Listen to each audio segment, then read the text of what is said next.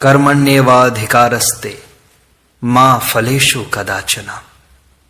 श्री रामकृष्ण कहते हैं कर्म निष्काम करना चाहिए। ईश्वर चंद्र विद्यासागर जो कर्म करता है वे अच्छे हैं, वह निष्काम कर्म करने की चेष्टा करता है। मणि कहते हैं जी हां, अच्छा जहां कर्म है वहां क्या ईश्वर मिलते हैं? राम और काम क्या एक ही साथ रहते हैं? हिंदी में मैंने पढ़ा है कि जहां काम तह राम नहीं, जहां राम नहीं तह काम।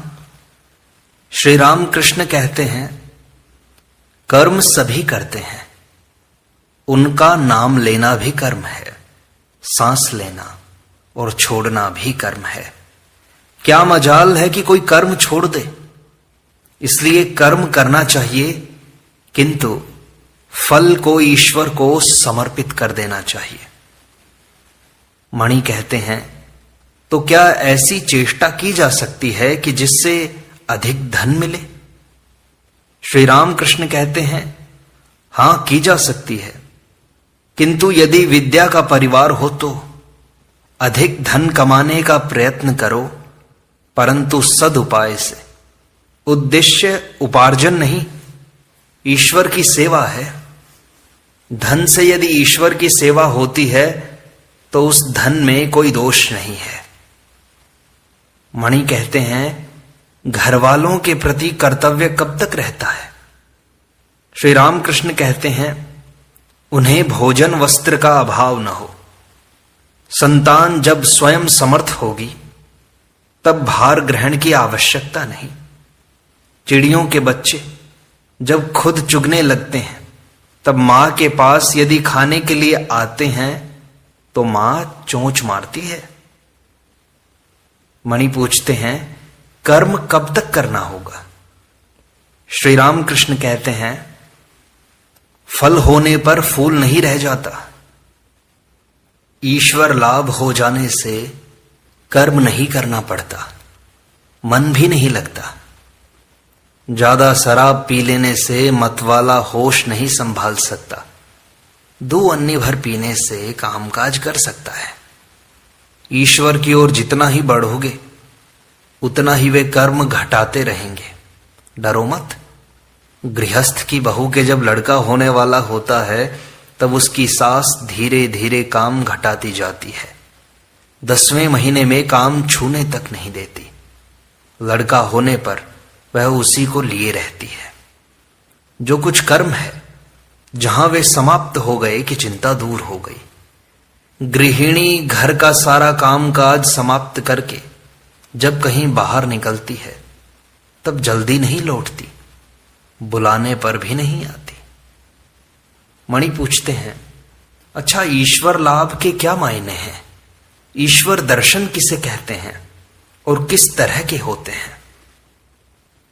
श्री रामकृष्ण कहते हैं वैष्णव कहते हैं कि ईश्वर मार्ग के पथिक 4 प्रकार के होते हैं, प्रवर्तक, साधक, सिद्ध और सिद्धों में सिद्ध।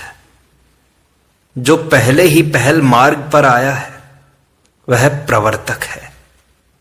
जो भजन पूजन जप ध्यान नाम गुण कीर्तन आदि करता है वह साधक है। जिसे ईश्वर के अस्तित्व का अनुभव मात्र हुआ है वह सिद्ध है।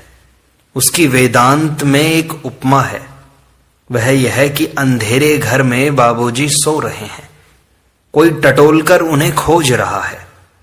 कोच पर हाथ जाता है तो वह मन ही मन कह उठता है यह नहीं है। झरोखा छू जाता है तो भी कह उठता है यह नहीं है। दरवाजे में हाथ लगता है तो यह भी नहीं है। नेति नेति नेति। अंत में जब बाबूजी की देह पर हाथ लगा तो कहा यह बाबूजी हैं, अर्थात अस्थि का बोध हुआ। बाबूजी को प्राप्त तो किया किंतु भली भांति जान पहचान नहीं हुई।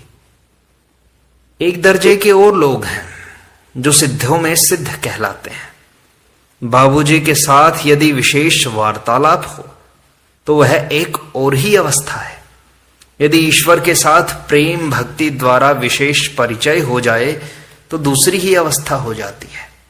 जो सिद्ध है उसने ईश्वर को पाया तो है, किंतु जो सिद्धों में सिद्ध है उसका ईश्वर के साथ विशेष परिचय हो गया है। परंतु उनको प्राप्त करने की इच्छा हो तो एक न एक भाव का सहारा तो लेना पड़ता है, जैसे शांत, दास्य, सख्य, वात्सल्य या मधुर भाव। शांत भाव ऋषियों का था, उनमें भोग की कोई वासना न थी, ईश्वर निष्ठा थी, जैसी पति पर स्त्री की होती है। वह यह समझती है कि मेरे पति कंदर्प हैं। दास्य भाव जैसे हनुमान जी का था, राम काज करते समय सिंह तुल्य। स्त्रियों का भी दास्य भाव होता है, पति की हृदय खोलकर सेवा करती हैं। माता में भी यह भाव कुछ कुछ रहता है, यशोदा में था। सख्य भाव, मित्र भाव, आओ पास बैठो। सुदामा आदि श्री कृष्ण को कभी झूठे फल खिलाते थे, कभी कंधे पर चढ़ते थे। वात्सल्य भाव जैसे यशोदा का। स्त्रियों में भी कुछ कुछ होता है, स्वामी को खिलाते समय मानो जी काढ़ कर रख देती हैं। लड़का जब भरपेट भोजन कर लेता है तभी मां को संतोष होता है। यशोदा कृष्ण को खिलाने के लिए मक्खन हाथ में लिए घूमती फिरती थी। मधुर भाव जैसे श्री राधिका का। स्त्रियों का भी मधुर भाव है। इस भाव में शांत, दास्य, सख्य, वात्सल्य सब भाव हैं। मणि पूछते हैं, क्या ईश्वर के दर्शन इन्हीं नेत्रों से होते हैं? श्री रामकृष्ण कहते हैं, चर्म चक्षु से उन्हें कोई नहीं देख सकता। साधना करते करते शरीर प्रेम का हो जाता है, आंखें प्रेम की, कान प्रेम के। उन्हीं आंखों से वे दिखाई पड़ते हैं, उन्हीं कानों से उनकी वाणी सुन पड़ती है, और प्रेम का लिंग और योनि भी होती है। यह सुनकर मणि खिलखिलाकर हंस पड़े। श्री रामकृष्ण जरा भी नाराज न होकर फिर कहने लगे, इस प्रेम के शरीर में आत्मा के साथ रमण होता है। मणि फिर गंभीर हो गए। श्री रामकृष्ण कहते हैं, ईश्वर को बिना खूब प्यार किए दर्शन नहीं होते। खूब प्यार करने से चारों ओर ईश्वर ही ईश्वर दिखाई देते हैं। जिसे पीलिया हो जाता है उसे चारों ओर पीला ही पीला दिखाई पड़ता है। तब मैं वही हूं यह बोध भी हो जाता है। मतवाले का नशा जब खूब चढ़ जाता है तब वह कहता है, मैं ही काली हूं। गोपियां प्रेमोन्मत्त होकर कहने लगी, मैं ही कृष्ण हूं।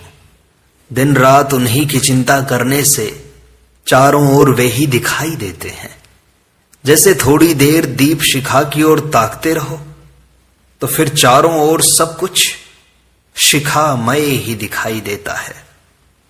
मणि सोचते हैं कि वह शिखा तो सत्य शिखा है नहीं। अंतर्यामी श्री रामकृष्ण कहने लगे, चैतन्य की चिंता करने से कोई अचेत नहीं हो जाता। शिवनाथ ने कहा था, ईश्वर की बार बार चिंता करने से लोग पागल हो जाते हैं। मैंने उससे कहा, चैतन्य की चिंता करने से क्या कभी कोई चैतन्यहीन होता है? मणि कहते हैं, जी समझ गया। यह तो किसी अनित्य विषय की चिंता है नहीं। जो नित्य और चेतन है उनमें मन लगाने से मनुष्य अचेतन क्यों होने लगा? श्री राम कृष्ण प्रसन्न होकर कहते हैं, यह उनकी कृपा है। बिना उनकी कृपा के संदेह भंजन नहीं होता, संदेह दूर नहीं होता। आत्मदर्शन के बिना संदेह हटता नहीं है। उनकी कृपा होने पर फिर कोई भय की बात नहीं रह जाती।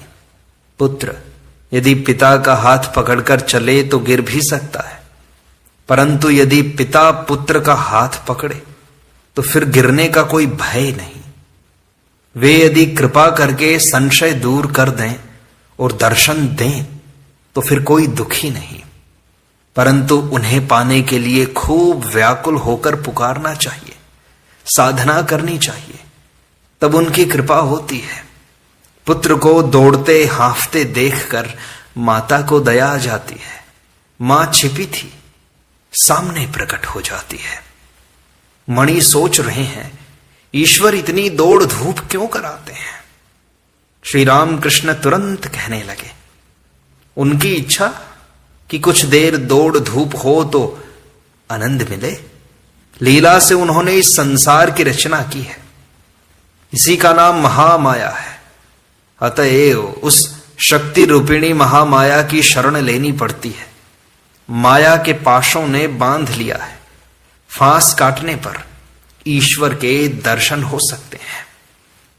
कोई ईश्वर की कृपा प्राप्त करना चाहे तो उसे पहले आद्या शक्ति रूपिणी महामाया को प्रसन्न करना चाहिए। वे संसार को मुग्ध करके सृष्टि, स्थिति और प्रलय कर रही हैं। उन्होंने सबको अज्ञानी बना डाला है। वे जब द्वार से हट जाएंगी तभी जीव भीतर जा सकता है। बाहर पड़े रहने से केवल बाहरी वस्तुएं देखने को मिलती हैं, नित्य सच्चिदानंद पुरुष नहीं मिलते। इसलिए पुराणों में है, सप्तशती में मधुकैटभ का वध करते समय ब्रह्मादि देवता महामाया की स्तुति कर रहे हैं। संसार का मूल आधार शक्ति ही है। उस आद्या शक्ति के भीतर विद्या और अविद्या दोनों हैं। अविद्या मोह मुग्ध करती है। अविद्या वह है जिससे कामिनी और कांचन उत्पन्न हुए हैं, वह मुग्ध करती है। और विद्या वह है जिससे भक्ति, दया, ज्ञान और प्रेम की उत्पत्ति हुई है, वह ईश्वर मार्ग पर ले जाती है। उस अविद्या को प्रसन्न करना होगा, इसीलिए शक्ति की पूजा पद्धति हुई।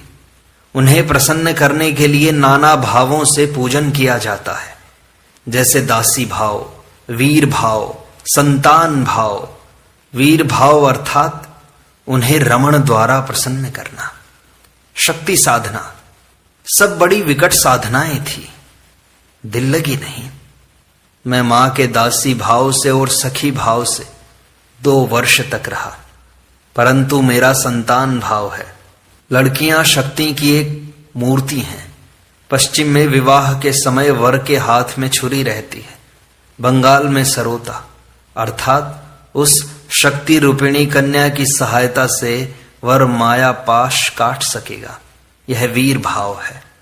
मैंने वीर भाव से पूजा नहीं की, मेरा तो संतान भाव था। कन्या शक्ति स्वरूपा है। विवाह के समय तुमने नहीं देखा, वर अहमक की तरह पीछे बैठा रहता है, परंतु कन्या निश्शंक रहती है। ईश्वर लाभ करने पर उनके बाहरी ऐश्वर्य, संसार के ऐश्वर्य को भक्त भूल जाता है। उन्हें देखने से उनके ऐश्वर्य की बात याद नहीं आती। दर्शनानंद में मग्न हो जाने पर भक्त का हिसाब किताब नहीं रह जाता। नरेंद्र को देखने पर तेरा नाम क्या है, तेरा घर कहाँ है, यह कुछ पूछने की जरूरत नहीं रहती। पूछने का अवसर ही कहाँ है। हनुमान से किसी ने पूछा आज कौन सी तिथि है। हनुमान ने कहा, भाई मैं दिन, तिथि, नक्षत्र कुछ नहीं जानता, मैं केवल श्री राम का स्मरण किया करता हूं। अब परिच्छेद 10 का आरंभ करते हैं। दक्षिणेश्वर में अंतरंग भक्तों के साथ श्री राम कृष्ण की प्रथम प्रेमोन्माद अवस्था। आज श्री राम कृष्ण बड़े आनंद में हैं। दक्षिणेश्वर काली मंदिर में नरेंद्र आए हैं और भी कुछ अंतरंग भक्त हैं। नरेंद्र ने यहां आकर स्नान किया, प्रसाद पाया। आज आश्विन की शुक्ला चतुर्थी है, 16 अक्टूबर 1882 सोमवार। आगामी गुरुवार को सप्तमी है, दुर्गा पूजा होगी। श्री राम कृष्ण के पास राखाल, रामलाल और हाजरा हैं। नरेंद्र के साथ 1-2 और ब्राह्मण लड़के आए हैं। आज मास्टर भी आए हैं। नरेंद्र ने श्री राम कृष्ण के पास ही भोजन किया। भोजन हो जाने पर श्री राम कृष्ण ने अपने कमरे में बिस्तर लगा देने को कहा। जिस पर नरेंद्र आदि भक्त विशेषकर नरेंद्र आराम करेंगे। चटाई के ऊपर रजाई और तकिए लगाए गए हैं। श्री राम कृष्ण भी बालक की भांति नरेंद्र के पास बिस्तर पर आ बैठे। भक्तों से, विशेषकर नरेंद्र से, और उन्हीं की ओर मुंह करके हंसते हुए बड़े आनंद से बातचीत कर रहे हैं। अपनी अवस्था और अपने चरित्र का बातों बातों में वर्णन कर रहे हैं। श्री रामकृष्ण कहते हैं, मेरी इस अवस्था के बाद मुझे केवल ईश्वरी बातें सुनने की व्याकुलता होती थी। भागवत, अध्यात्म, रामायण, महाभारत, कहाँ इनका पाठ हो रहा है, यही सब ढूंढता फिरता था। आर्यादह के कृष्ण किशोर के पास अध्यात्म रामायण सुनने जाया करता था। कृष्ण किशोर का कैसा विश्वास है। वह वृंदावन गया था। वहां एक दिन उसे प्यास लगी। कुएं के पास जाकर उसने देखा कि एक आदमी खड़ा है। पूछने पर उसने जवाब दिया, मैं नीच जाति का हूं और आप ब्राह्मण हैं, मैं कैसे आपको पानी पिला दूं। कृष्ण किशोर ने कहा, तू कह शिव शिव शिव कहने से ही तू शुद्ध हो जाएगा। उसने शिव शिव कहकर पानी ऊपर निकाल लिया। वैसा निष्ठावान ब्राह्मण होकर भी उसने वही जल पिया। कैसा विश्वास है उसका। आर्यादह के घाट पर एक साधु आया था। हमने सोचा कि एक दिन देखने जाएंगे। काली मंदिर में मैंने हलधारी से कहा, कृष्ण किशोर और हम साधु दर्शन को जाएंगे, तुम चलोगे? हलधारी ने कहा, एक मिट्टी का पिंजरा देखने जाने से क्या होगा। हलधारी गीता और वेदांत पढ़ता था ना, इसी से उसने साधु शरीर को मिट्टी का पिंजरा बता दिया। मैंने जाकर कृष्ण किशोर से वह बात कही तो वह बड़े क्रोध में आ गया। उसने कहा, क्या हलधारी ने ऐसी बात कर दी? जो ईश्वर चिंतन करता है, राम चिंतन करता है और जिसने उसी उद्देश्य से सर्व त्याग किया है, क्या उसका शरीर मिट्टी का पिंजरा ठहरा? हलधारी नहीं जानता था कि भक्त का शरीर चिन्मय होता है। उसे इतना क्रोध आ गया था कि काली मंदिर में फूल तोड़ने आया करता था, पर हलधारी से भेंट होने पर मुंह फेर लेता था, उससे बोलता तक न था। उसने मुझसे कहा था कि तुमने जनेऊ क्यों फेंक दिया। जब मेरी यह अवस्था हुई तब आश्विन की आंधी की तरह एक भाव आकर वह सब कुछ न जाने कहां उड़ा ले गया। कुछ पता ही नहीं चला। पहले की एक निशानी भी नहीं रही, होश नहीं था। जब कपड़ा ही खिसक जाता था तो जनेऊ कैसे रहे। मैंने कहा, एक बार तुम्हें भी उन्माद हो जाए तो फिर तुम समझोगे। फिर हुआ भी वैसा। उसे उन्माद हो गया। तब वह केवल ओम ओम कहा करता और एक कोठरी में चुपचाप बैठा रहता था। यह समझकर कि वह पागल हो गया है, लोगों ने वैद्य बुलाया।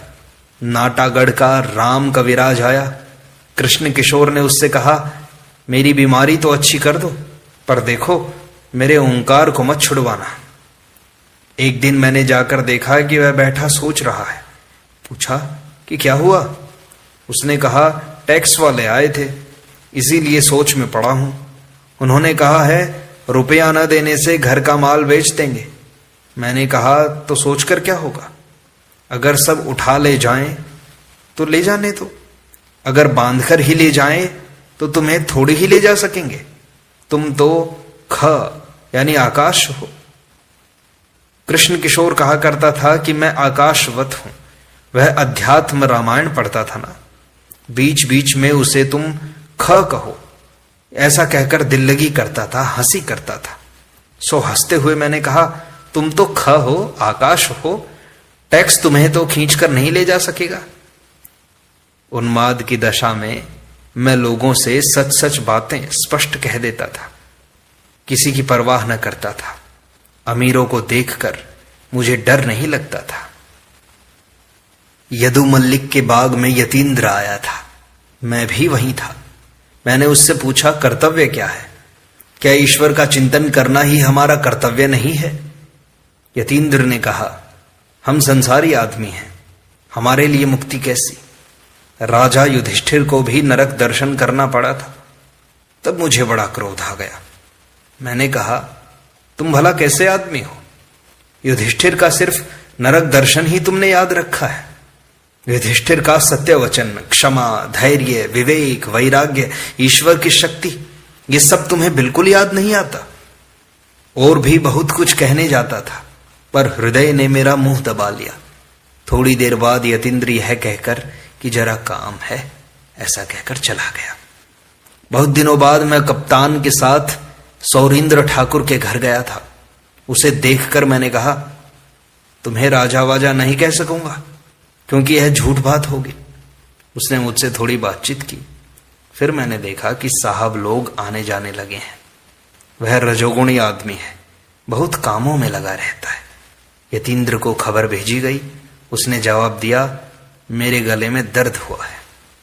उस उन्माद की दशा में एक दूसरे दिन वराहनगर के घाट पर मैंने देखा कि जय मुखर्जी जप कर रहा है, पर अनमना होकर।